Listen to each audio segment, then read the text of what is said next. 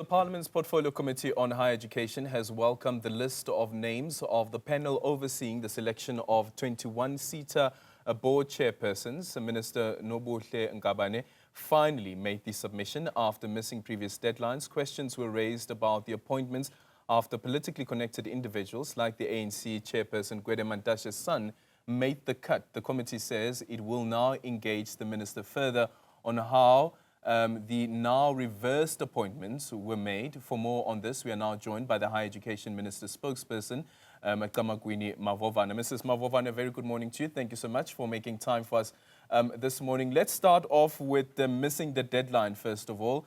The last deadline that we got was on the 11th of June. Why did the minister miss that deadline? Good morning, Eldrin. Good morning to the viewers, and thank you so much for the platform. Eldrin, we need to remember that on the 30th of May, 2025, in that particular unfortunate portfolio committee, the minister had communicated to the portfolio committee chair and its members that she just needed a bit of time to be able to engage with the people who were on the panel. She wanted to compile a report of responses that really allowed her to furnish the portfolio committee and now public with the names. And on the 11th of June, we had still not received those responses. The minister then promptly wrote to the portfolio committee chair, Mr.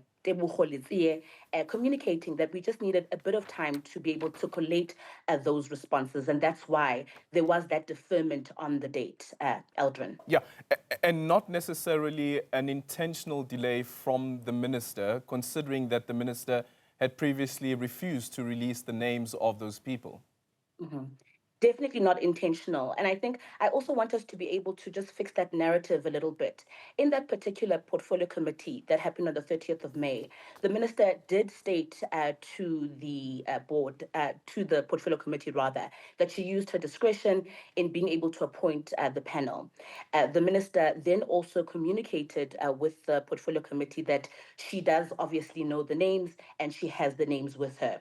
The portfolio committee then asked us to finish them with the names there, right there and then. The minister then said, I need to check if there is any legal recourse that will happen after I furnish these names to the portfolio committee. She just asked for time. She asked to check privacy matters.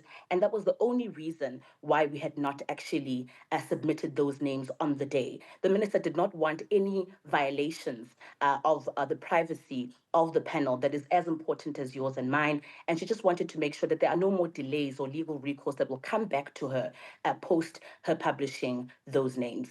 All right. So it was the minister's discretion as well at the time not to reveal those names. Yes. Not that there were individuals who were saying that they don't want the names to be revealed, because that is the impression that the members of parliament were also left with, that there was one of the individuals within this panel that didn't want the name to be known. Mm-hmm. And that's still something that we need to have a conversation about.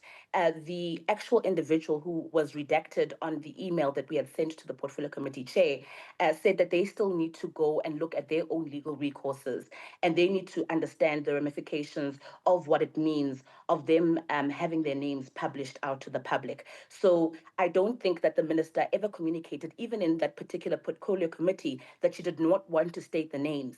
The only thing that she said, and we continue to say, is that we just need to make sure that we have the official responses that give us the permission and just confirmation saying that we can go ahead and, publish those names to the portfolio committee. All right.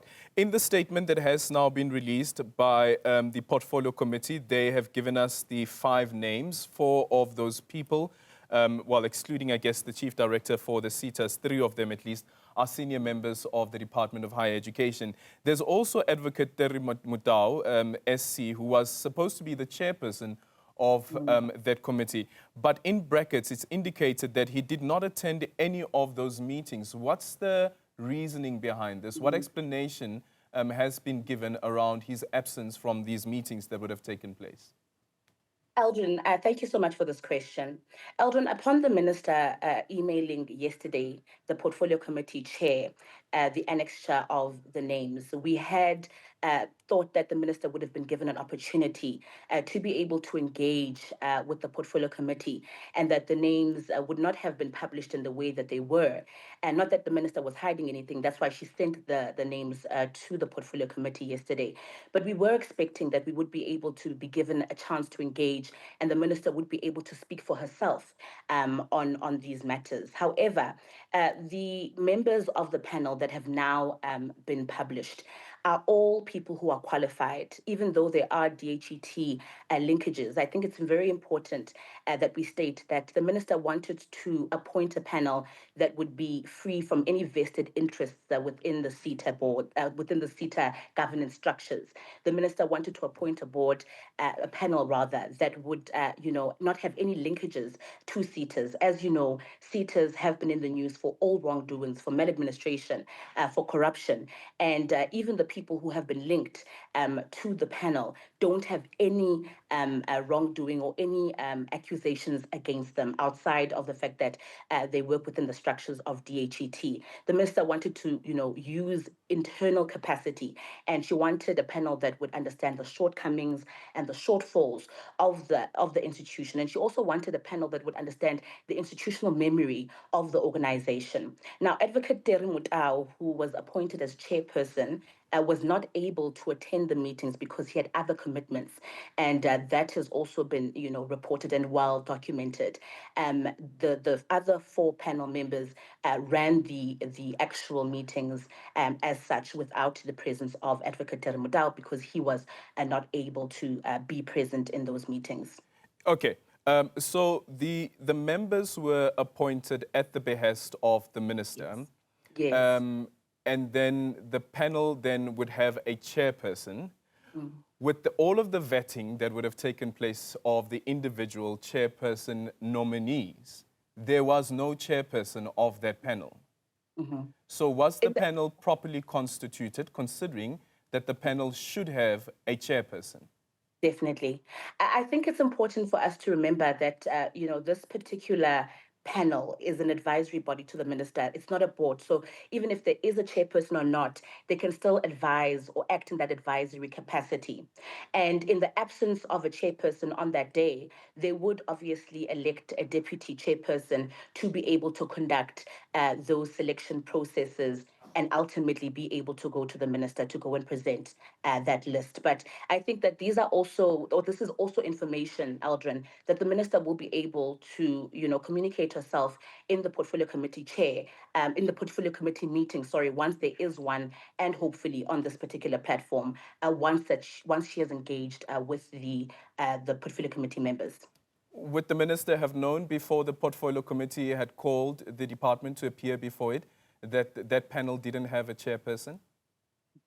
She definitely would have known, but this was only obviously indicated. And this wasn't revealed during the committee meeting? No, this wasn't revealed during the committee. So why would the minister not share with the committee that there is a chairperson that we had intended to have as part of the panel, but that chairperson could not attend any of the meetings? Because she needed to get permission from Advocate Terry Mutau to publish his name, to state that we had sent him a letter asking him to be part of those proceedings, him saying that he will be part of those proceedings, but that he could not commit to actually being present to those. So we needed to make sure that that was communicated, and that was not communicated before. All right. To the panel. Yeah. Okay. Then let's look at the decision then to reverse the names. What informed that particular decision? And once again, I'm going to go back to this point.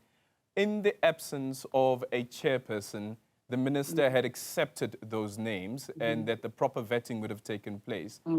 So why was the decision then taken to withdraw those names from the nominations? Thank you so much, Aldrin. I think just again, that panel acted as an advisory body to the minister. So when she got the list or received the list, that's when she started to apply her mind. I think it's just very important for us to really state that. And the minister nullified that decision because of public outcry. Upon the list being circulated and upon the list actually being seen by the portfolio committee, there was definitely public outcry, and the minister wanted to just make sure that South Africans know that she is being transparent and accountable. The minister made sure that she recalibrated the whole entire process and started at a new, issued out a government gazette that is now out and is calling on for nominations for up until, I think, the 3rd of July, and for constituencies to nominate candidates. But after public outcry, the minister saw and admitted that the actual list was very politically bloated. And that is when we decided to nullify this particular list and recalibrate the process, Aldrin. Yeah, politically bloated, but the minister's advisor, Asipo Solani, was part of the panel. So wouldn't Asipo have advised the minister that, listen, we have a politically bloated list of nominees that we are going to hand over to you. But with that said as well, the minister had stressed that she wants the panel to be independent. Yes. The Democratic Alliance has now released a statement saying that Asisipo, who is the minister's advisor, is a former South African Student of Congress leader.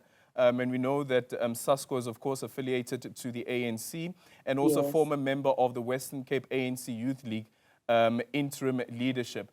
Does that not then put doubt over the question around independence of the panel? So, thank you so much, Aldrin. I think, Aldrin, the minister has admitted that a mistake was definitely made here.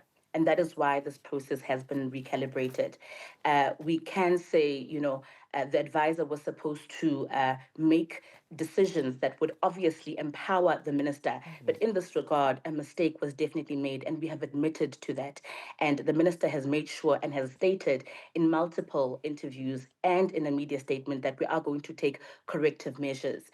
Asisipo's background or political background when he was a student leader, when he was still young, I don't think really has much weight in this particular regard. He was young and he used to be a student leader under SASCO, but he has done, or he has a track record right now. He has a PhD, he has done well professionally and has done well in advising the minister for the past 11 months. I know that this is the first process where, a mishap has happened, and we've admitted to that mishap, but we're hoping that going forward, this mistake won't happen again. The minister also did see statements from, various political parties, including the DA.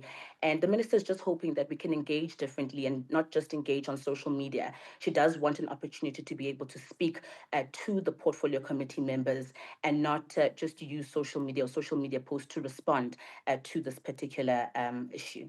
All right. Thank you so much for your time. Camagwini Mavovana is the spokesperson for the Minister of Higher Education. Thank you so much for making time for us.